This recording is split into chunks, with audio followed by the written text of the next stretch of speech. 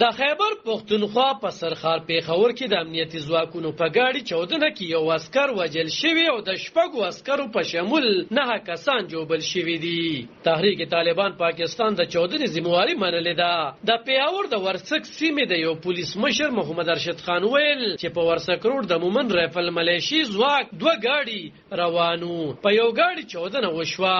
نو موري ویل چې دا پلانټډ بمو هغه ته 14 ورکړی شوی دا. هغه زیاته کړه چې په 14 کې د ملیشي ځواک یو عسكر وژل شوی او شپږ نور جوړل شوی دي. هغه ول چې 2 نور ملکی خلک هم جوړل شوی دي. د پیښور لیډی ریډنګ روغتون مشر میډیا سره په شریکو کړی شوی معلوماتو کې ویل چې روغتون ته 9 جوړل کسان وړل شوی دي.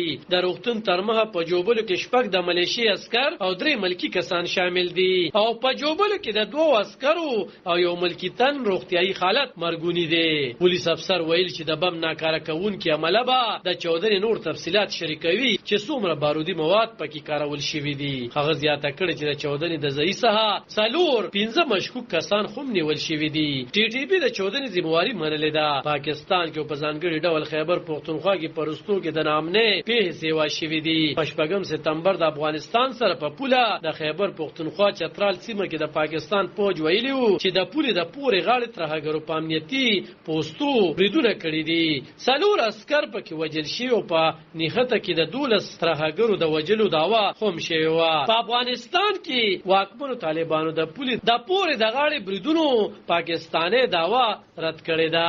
ټي ټي پی د یادو بریدونو ذمہواری منلې و. پرون هم د پاکستان فوج داوا کړی چې په چترال کې و ترهګر وژل او شپږ نور جوړل کړی شوی دي. په چترال کې د 8 سپتمبر راځي ټي ټي پی د بریدونو کولو ذمہواری او پاکستاني ځواکونه یې په ضد د عملیاتو داوا کوي. چترال کې د نیخته وروسته په 9 سپتمبر د پاکستان فوج ویلي وو چې ترهګر د پاکستان بې ضابطه کولو خاصه کوي. د دوی د سہولتکار او ملاتړ کوونکو په ضد به ریاست پوره قوت کاروي. د فوج د سرلښکر جنرال عاصم منیر په مشرۍ د فوج د کور کمانډرانو غونډه کې ویل شوی وو چې د پاکستان بې ضابطه کوونکو ترهګرو په ضد به پوره قوت کارول شي او خیبر پښتونخوا کې ورګړو ضلعو بلوچستان په پوله پرتو ضلعو کې د تل پاتې امن به په ځای کولو ټینګار شوی دی.